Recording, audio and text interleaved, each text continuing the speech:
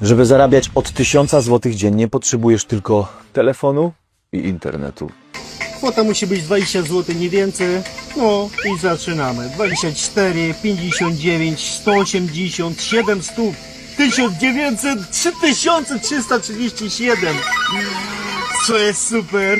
No, mamy wiadomość z banku. O tym mówię. A ty myślisz, że ja mam nadal szczęście? मैंने ये new Creo beluga version 2 को जो वो try कर लिया है। वैसे तो मैं इसको ट्राई नहीं करना चाहता था क्योंकि इससे लॉन्च हुए जो हो काफ़ी टाइम हो गया है।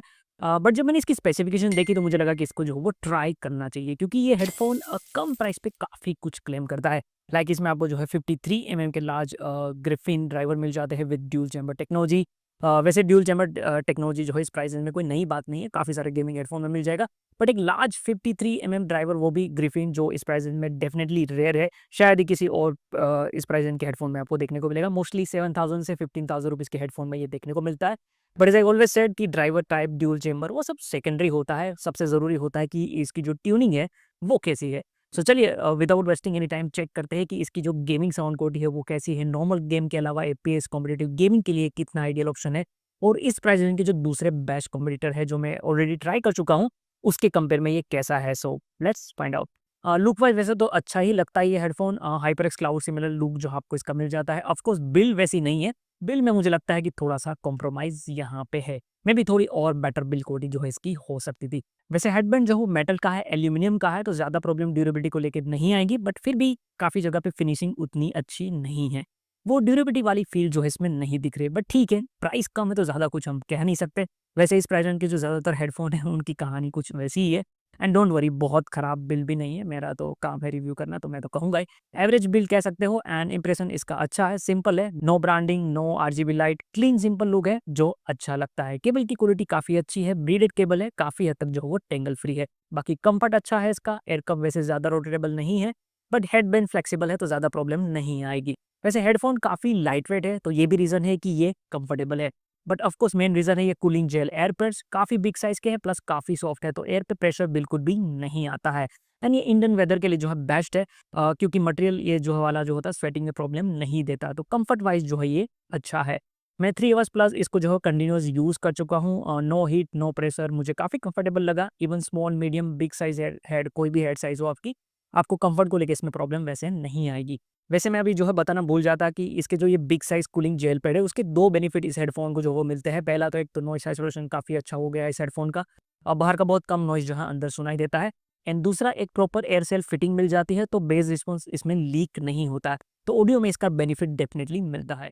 माइक्रोफ़ोन इसमें फ्लिप टू म्यूट है, of course is better than physical button. Control के लिए सिर्फ़ आपके पास यहाँ पे वॉल्यूम व्हील है। अगर माइक्रोफ़ोन की क्वालिटी की हम बात करें तो अभी मैं ये ऑडियो जो है इसके माइक्रोफोन से ही जो रिकॉर्ड कर रहा हूँ। वॉइस तो नेचुरल एंड क्लियर जो है ये कैच करता है, उसमें कोई भी प्रॉब्लम नहीं है। बट वॉइस की वॉल्यूम इसमें थोड़ी सी कम कैच होती है बिकॉज माइक्रोफोन तो जो है वो फ्लेक्सिबल है बट एडजस्टेबल उतना ज़्यादा नहीं है, तो उसकी प्लेसमेंट थोड़ी सी जो है वो दूर रहती है, प्लस साइज छोटी है, तो ऑफकोर्स ये भी जो है एक रीज़न है। एंड साथ में यहाँ पे जो मैं कीबोर्ड उसका यूज़ कर रहा हूँ मेरा, सो आप उसकी भी आवाज़ थोड़ी बहुत आपको आ रही होगी, बट ये ठीक है। इतना तो जो है वो रहेगा। तो ओवरऑल माइक्रोफोन बहुत अच्छा है, इसमें नहीं कह सकता। डेफिनेटली इस प्राइस रेंज में हाइपर एक्स रेजर के हेडफोन्स है, उसमें डेफिनेटली इससे थोड़ा सा बेटर माइक मिलता है। बट अगेन ये क्वालिटी भी जो है वो एक्सेप्टेबल है। इन गेम या फिर डिस्कॉर्ड में यूज़ किया है मैंने, एंड टीममेट को कोई प्रॉब्लम जो है आपको सुनने में नहीं आती है।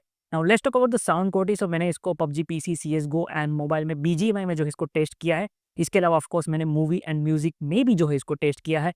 एंड साथ में मैं इसको जो है अपने खुद के सॉफ्टवेयर गीकमैन ऑडियो लैब पे जो है इसको टेस्ट कर चुका हूँ, जिसमें 30 plus different headphone IEM earbud testing steps होते हैं। गेमिंग के अलावा कॉम्पिटिटिव गेमिंग के लिए डेडिकेटेड टेस्ट है, प्रीसेट इक्वलाइजर ट्यूनिंग मोड भी है।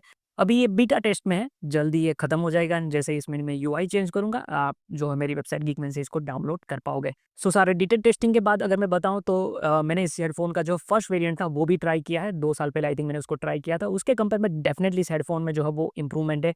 ट्यूनिंग में इम्प्रूवमेंट ज़्यादा नहीं है, बट हाँ ड्यूल चैम्बर और ग्रिफिन ड्राइवर के वजह से जो है ज़्यादा इंप्रूवमेंट फील हो जाती है। एंड ऑफ कोर्स और लार्ज 53 ड्राइवर साइज़ है तो उसका भी थोड़ा सा जो है कंट्रीब्यूशन है। वैसे आई थिंक इस प्रेजेंट में यही एक गेमिंग हेडफोन है जिसके अंदर आपको जो है ग्रिफाइन ड्राइवर मिल जाता है। इस प्रेजेंट में आई थिंक दूसरा कोई हेडफोन नहीं है। हाइपर एक्सटिंगर 2 को या फिर razor black shark version 2X या फिर एक्सा E900 प्रो, तो उसमें आपको पेड या फिर माइलर ड्राइवर मिलता है, ग्रिफिन ड्राइवर जो वो नहीं मिलता। अब ग्रिफिन ड्राइवर का जो है फ़ायदा एक तो ये होता है कि एक तो ये काफ़ी स्ट्रॉन्ग होता है, तो हाई बेस पे फ्लैक्स बिल्कुल भी नहीं करता, तो डिस्टॉर्शन ऑडियो में कम आता है। मोस्टली हाई बेस ऑडियो में आपको इसका फ़र्क दिखेगा।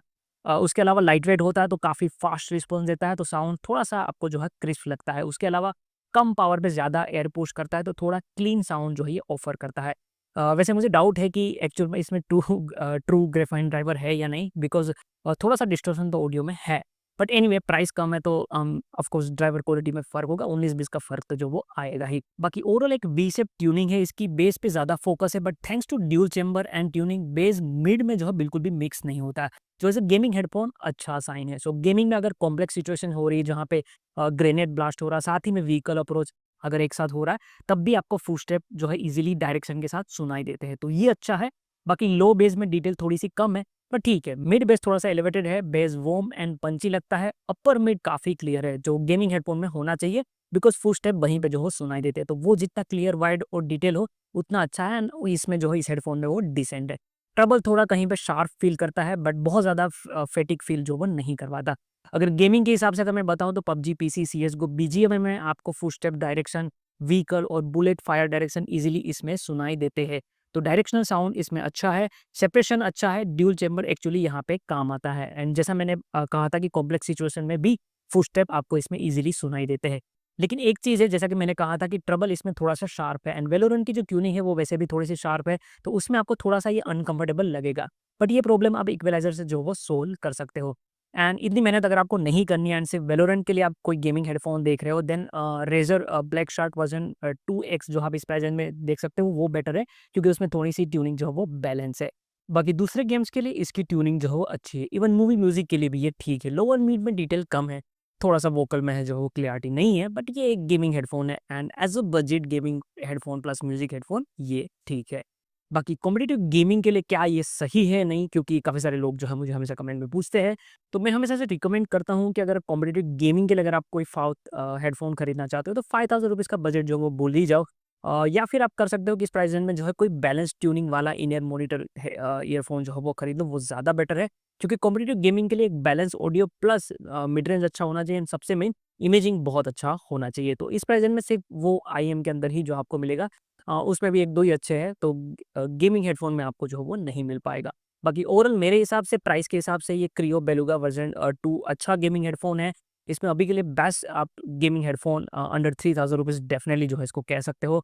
अगर कंपेयर करें इस प्राइस रेंज के दूसरे सबसे best selling headphones like Hyper X Stinger 2, Razer Black Shark version 2, EKSA E900 Pro and Stinger 2 Core, then बहुत ज़्यादा इन सब में जो है फ़र्क नहीं है। अगर शॉर्ट में यहाँ पे कहूँ तो ये भी जो है उतना ही अच्छा है। हाँ, बिल वाइज़ ये डेफ़िनिटली उससे थोड़ा